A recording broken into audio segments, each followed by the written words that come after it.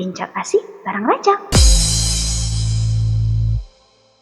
Halo sahabat Rajak, jumpa lagi dengan saya Marjin dalam podcast Bincang Asik bareng Rajak. Di sini kita akan membahas seputar edukasi kesehatan juga layanan yang ada di Rajak Hospital Purwakarta. Sahabat Rajak, jangan lupa pantengin terus podcast ini di channel YouTube kami, Rajak Hospital Purwakarta. Jangan lupa buat like, komen, dan subscribe. Juga tekan tombol loncengnya ya. Sahabat Rajak, kali ini kita kedatangan tamu spesial, yakni seorang dokter spesialis yang berpraktik di Rajak Hospital Purwakarta. Beliau adalah seorang dokter spesialis ortopedi yang hits banget di Rajak Hospital Purwakarta. Sahabat Rajak, langsung aja yuk. Halo dokter, assalamualaikum. Waalaikumsalam. Dokter, sahabat Rajak, kali ini kita kedatangan dokter spesialis ortopedi yang berpraktik di Rajak Hospital Purwakarta. Dokter Bobi Harul Priyono, AIPO CIPS FIPP. Dokter, barangkali bisa memperkenalkan diri langsung kepada sahabat Rajak.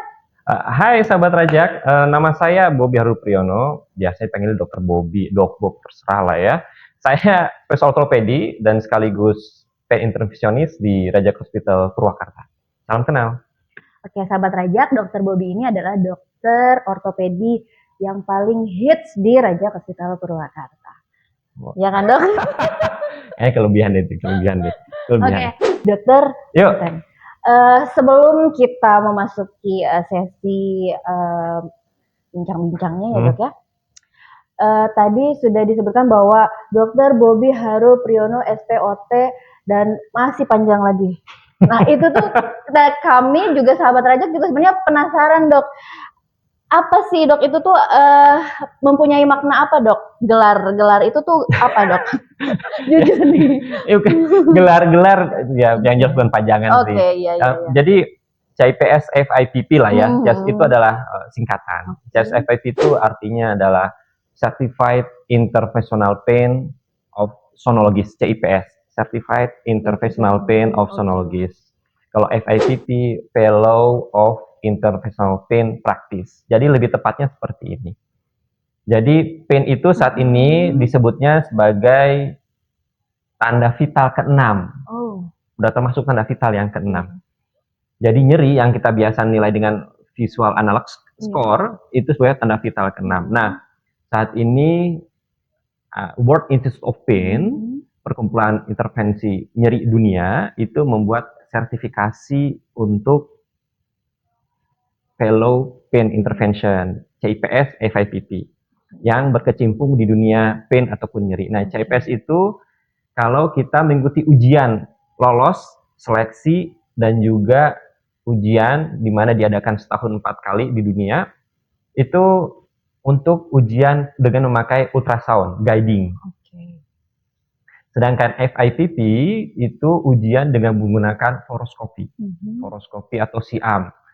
Atau lebih tepatnya kalau teman-teman Rajak, X-ray lah. Jadi ujian guiding intervention untuk pain interventionist dengan menggunakan guiding, yang satunya ultrasound, yang satunya dengan menggunakan SIAM ataupun X-ray. Gitu. Lebih mudahnya seperti itu. Jadi sahabat Rajak, jangan ragu buat konsultasi dengan Dokter Bobi SPOT karena beliau juga sudah tersertifikasi secara internasional ya.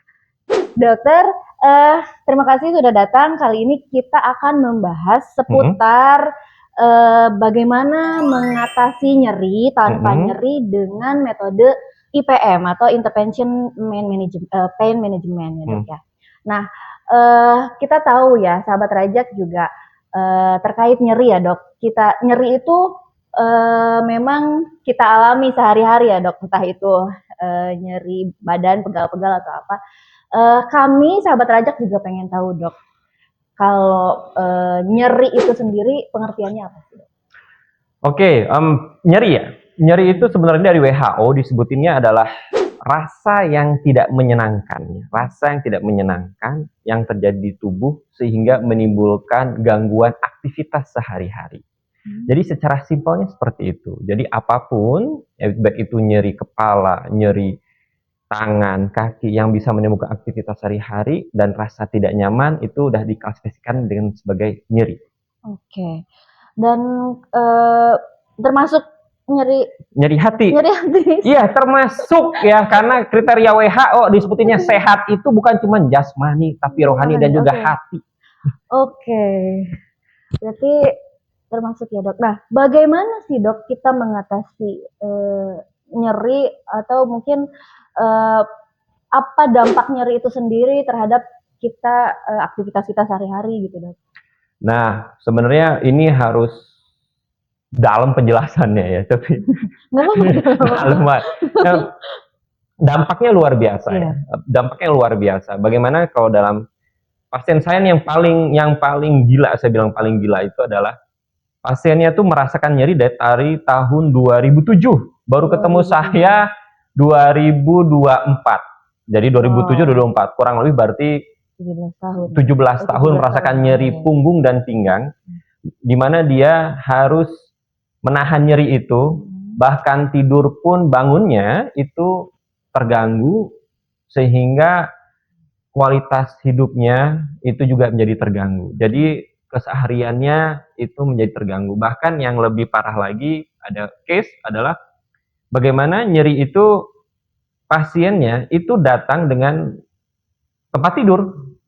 Tempat tidur pakai berangkar, pakai bed, itu pasien tidak bisa bangun sama sekali. Wow. Sama sekali. Tapi yang uniknya adalah hasil ronsen dan MRI normal. Wow. Dinyatakan normal, sudah pergi ke berbagai dokter. Lalu dok, saya sudah diperiksa, X-ray saya diperiksa sudah, dan hasilnya normal. Jadi paling terpenting kalau nyeri itu, karena tadi saya bilang nyeri itu bukan jasmani juga rohani, harus tahu di mana pain generatornya atau dari mana nyeri itu berasal. Baru diselesaikanlah di situ tempatnya. Gitu. Kalau nyerinya dari hati, ya selesaikan di hati. Yang nyerinya di pinggang, selesaikannya di pinggang. Gitu. Jadi harus tahu di mana pain generatornya atau asal mula nyeri itu. Oke, dokter. Kalau seseorang mengalami nyeri, bagaimana tindakan yang dilakukan, dok? Oke. Nah, ada pasien nih datangnya, lalu dengan keluhan nyeri. Setelah kita mengetahui dari anamnesis, pemeriksaan fisik, dan kita mengetahui dari mana asal mula nyerinya, tentunya sebelum kita lakukan namanya tindakan pain intervention, itu pasti konservatif dulu dong, itu pengobatan dulu dong, obat-obatan anti nyeri, dan juga dilakukan fisioterapi. Kalau baru fail, nah ini baru nih pain interventionist bermain di sini. Jadi tidak datang lalu kepada saya tiba-tiba nanti saya langsung ditindak pasiennya, enggak. Jadi pain intervention itu adalah tindakan selanjutnya, next step apabila tahap pertama itu fail. Jadi yang pengobatan oral konservatif, baik itu obat minum ataupun obat oles, dan juga nanti setelah itu fisioterapi fail, kita evaluasi lagi. Kalau memang fail ataupun pasien masih mengeluh nyeri, baru dilakukan pain intervention. Oke, jadi pain intervention itu adalah next step, bukan dari kalau misalnya kita sudah ada nyeri langsung dilakukan pain intervention, dok ya? Iya. Oke, dokter. Untuk tindakan pain intervention ini, nyeri yang bagaimana aja yang bisa dilakukan tindakan pain intervention? Wah, ini luas banget ya, Teh Marjin. Luas banget. Jadi, nyeri yang seperti apa ya? Mulai dari yang saya tangani ya. Saya tangani itu mulai dari nyeri leher sampai nyeri di telapak kaki. Jadi bisa telapak kaki. Jadi nyeri leher, nyeri pundak, nyeri punggung, nyeri tangan, gitu. Sampai telapak kaki. Nah, kenapa orang-orang saat ini lebih prefer untuk ke IPM, ke pain intervention? Karena saat ini orang-orang berpikiran nggak mau dioperasi. Jadi IPM itu sebenarnya itu adalah bagaimana kita berusaha pasien itu tidak sampai dioperasi, dan apabila mau dioperasi pun itu adalah last option.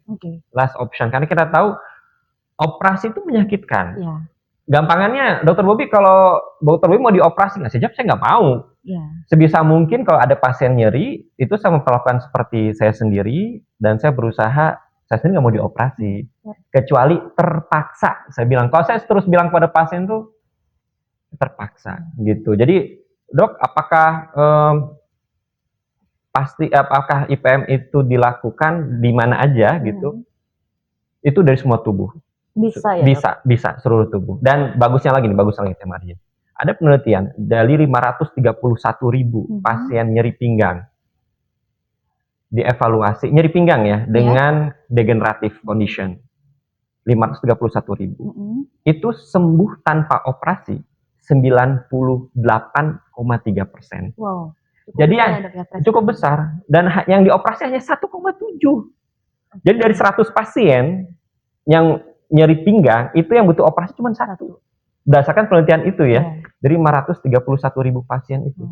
Jadi benar-benar ini tuh adalah sebuah jalan bagi kita untuk melakukan sesuatu tapi tidak menyakitkan. Gitu. Jadi tanpa operasi ya, Dok? Tanpa operasi. Tapi Dokter Bobby pasti ada yang tapi ada dong yang dioperasi, ada. Tapi ya 1-2% dari 100 itu. Ada, pasti ada gitu. Nah, Dokter, untuk batasan usia sendiri, ada batasan usia tidak yang pasien-pasien yang dilakukan IPM ini? Saya jawab nggak ada. Jadi bisa ya, Dok ya? Mungkin bisa. Dari sampai usia lanjut pun, dan mungkin kebanyakan juga pasien usia lanjut ya, betul. Itu dia, Teh Marjin. Jadi permasalahannya itu kalau di Indonesia adalah pasien kan takut operasi, nggak mau dioperasi, udah tua. Kan Dok, tulang saya keropos. Dok, kan tulang saya udah keropos dan saya sudah tua, udah 70 tahun, masa mau dioperasi? Dok, bisa nggak disuntik aja? Nah gitu, mereka kalimatnya gitu. Bahkan beberapa pasien mengharapkan saya untuk menyuntik mereka tanpa gitu dong, Dok, gitu. Suntik aja. Gitu. Jadi pasien juga ya merasa tenang mungkin. Betul. Karena contohnya kemarin nih ada seorang dosen datang ke rumah sakit yang lain, lalu sakit lutut, langsung operasi. Dia langsung kaget, panik, langsung malah dia stres gitu. Udah, saya ke Dokter Bobby aja gitu kan. Lalu, Dok, suntik aja ya. Oh, boleh.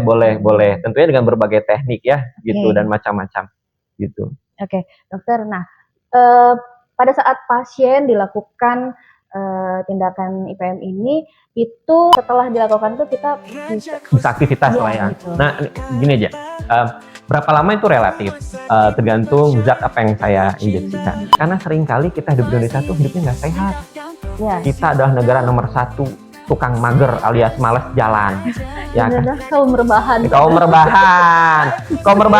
Dan ada penelitian lagi, semakin banyak rebahan itu semakin gampang nyeri. Udah ada penelitiannya. Selalu peduli dengan senyum dan tulus hati untuk sehat kita semua di sini. Dirajak Hospital.